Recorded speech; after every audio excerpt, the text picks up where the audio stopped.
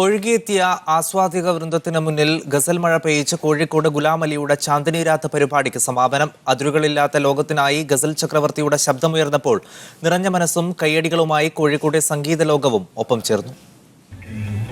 ഗസൽ സന്ധിക്കായി പ്രത്യേകം സജ്ജീകരിച്ച സരോവരത്തെ സദസ്സിനെ കവച്ചുവെക്കുന്നതായിരുന്നു.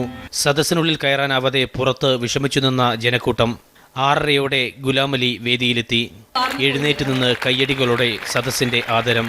പിന്നീട് ചുരുങ്ങിയ സമയം മാത്രം നീണ്ടുനിന്ന ചടങ്ങിൽ MT വാസുദേവൻ നായരുടെ നേതൃത്വത്തിൽ ഗസൽ ചക്രവർത്തിക്ക് കോഴിക്കോടിന്റെ ഔപചാരിക ആദരം.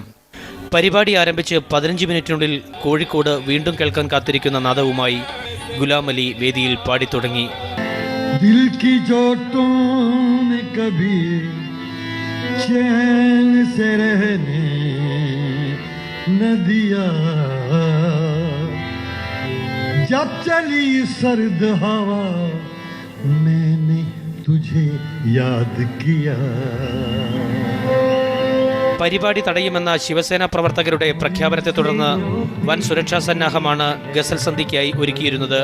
ഗുലാം അലിക്ക് അഭിവാദ്യമർപ്പിച്ചുള്ള ഒരു കൂട്ടം ആസ്വാദകരുടെ ആർപ്പുവിളികളല്ലാതെ യാതൊരുവിധ അപസ്വരങ്ങളുമില്ലാതെയാണ് ഗസൽ സന്ധിക്ക് സമാപനമായത്.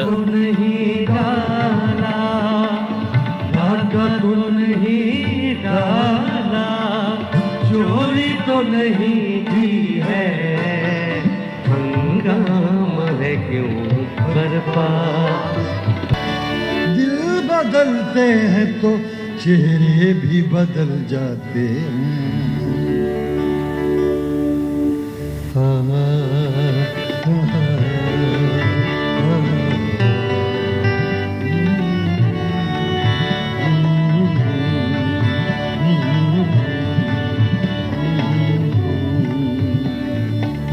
മീഡിയ 1 കോഴിക്കോട്.